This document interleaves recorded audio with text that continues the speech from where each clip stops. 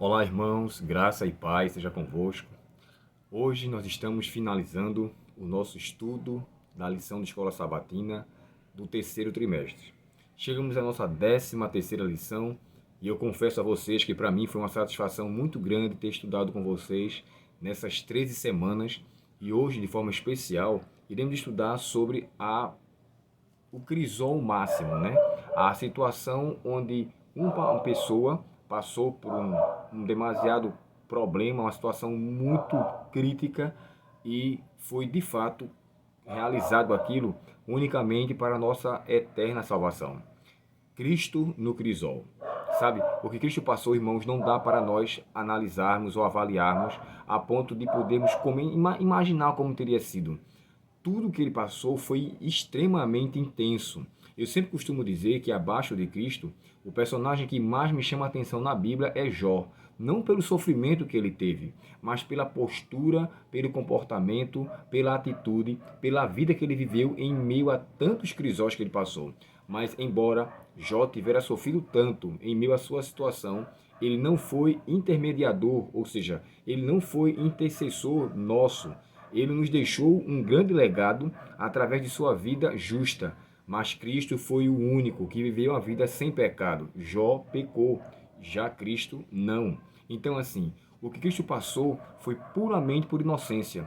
E considere, o que ele de fato passou por nós foi porque ele quis, ele aceitou. Irmãos, você sabe, tem uma noção de você poder fazer uma análise, uma avaliação de uma pessoa que poderia de tudo se livrar e aceitar todo o infortúnio, toda a injustiça, aceitar tudo aquilo que foi acontecido contra ele e sem ter culpa alguma.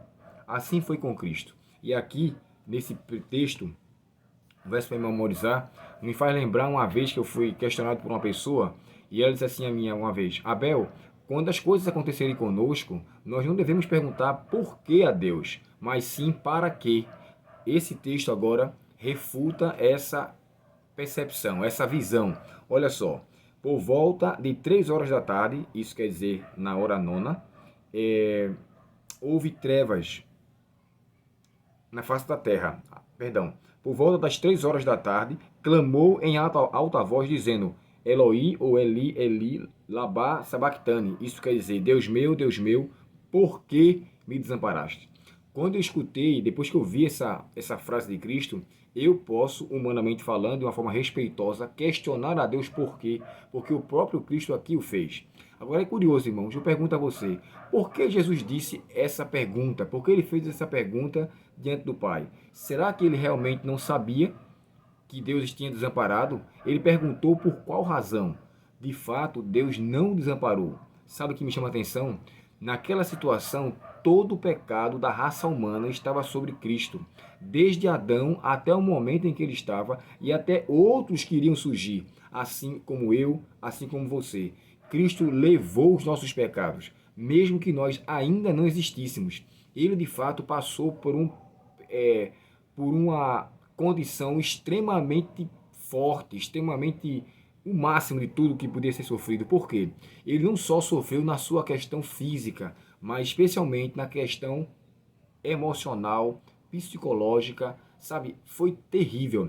Quando nós fazemos algo de errado e a nossa mente fica pesada, a nossa consciência pesa, nós sofremos com aquilo.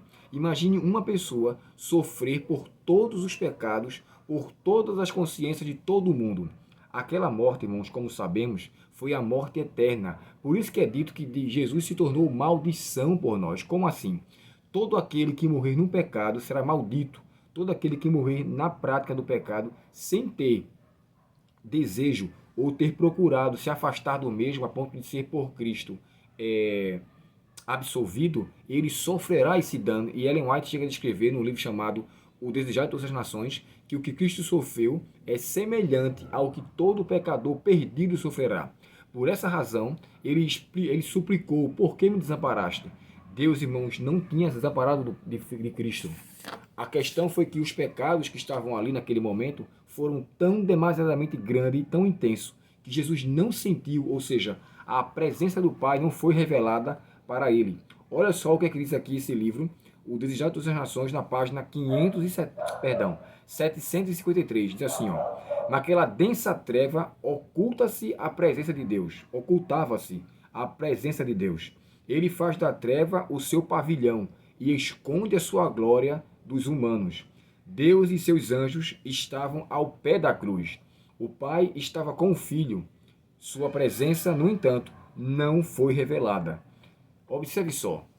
Cristo sentiu-se só pelo fato dos pecados de todo ser humano estar sobre ele, mas o Pai e os anjos estavam ali. Lembre-se do que está lá no livro de Isaías 59, porque a minha mão não está encolhida a ponto de não poder salvar, e nem meu ouvido agravado a ponto de não poder ouvir. Mas os vossos pecados causam uma separação entre mim e vós, ou uma barreira, e impede que eu vos ouça.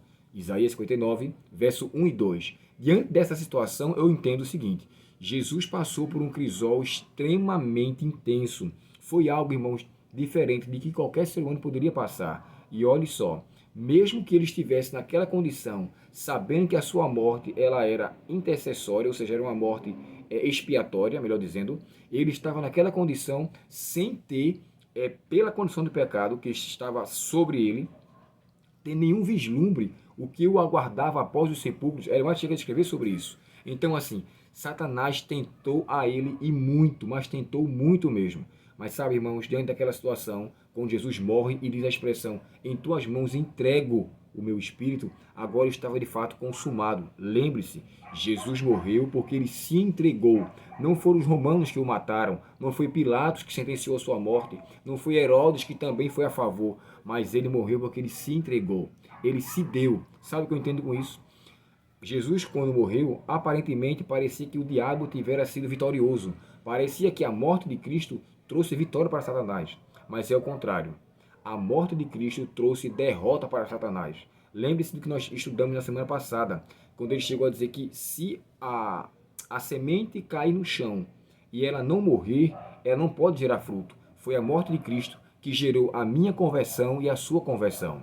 Foi a morte de Cristo que nos trouxe uma eterna redenção. E agora, a morte dele realmente trouxe a derrota definitiva para o inimigo. E ele agora, por mais que ele queira causar dano à vida das pessoas, ele está totalmente condenado. E eu faço aqui um apelo: não queira ser condenado como o diabo já está condenado. Não escolha os seus ardis, não escolha as suas façanhas, não escolha os seus enganos. Não se deixe vencer do mal, que fica tão de perto nos rodeando frequentemente. Só que o mal que nos vem ao nosso redor, ele vem mesclado de aparência de bondade, ele vem mesclado com aparência de prazeres e de satisfações momentâneas, para poder nos obscurecer a mente e o coração. Mas eu suplico a você, não se deixe escarnecer. Não se deixe ser levado por zombaria pelo inimigo, mas seja firme, como assim diz o Senhor, e que com certeza o crisol que Cristo passou por minha causa e por sua causa não venha a ser em vão, e que nós possamos aceitá-lo todos os dias de nossa vida. Esses dias, irmãos, nós iremos estudar esses momentos finais, iniciando sobre o nascimento de Cristo, a sua condição como criança, e depois até o Getsêmani e até o Calvário. Vamos estudar ponto a ponto nesses 6 dias da semana. Deus abençoe você, nos prepare para esse momento, e se esse vídeo foi interessante para você, dê o seu like, pode compartilhar, se inscreva no canal. Hoje eu tive um momento muito satisfatório na igreja do aeroporto aqui próxima, onde pela graça de Cristo a palavra de Deus ali foi ministrada e eu me senti muito bem com aquela igreja, com alguns irmãos que nós nunca mais tínhamos visto. Tivemos o prazer de estarmos ali naquele momento. E como já lhe disse, o sábado para mim é um dia muito satisfatório, muito agradável, porque é o dia de estar dedicado 100% à obra e à causa do Senhor. Oremos ao Senhor nesse momento. Querido Pai Celestial, nós te agradecemos, Senhor, pelo dia que estás nos concedendo, mas agora, de forma especial, te agradecemos ainda mais, porque o Senhor permitiu com que o teu Filho, o Senhor, no plano da redenção, nos concedeu o teu Filho para nos dar uma eterna salvação.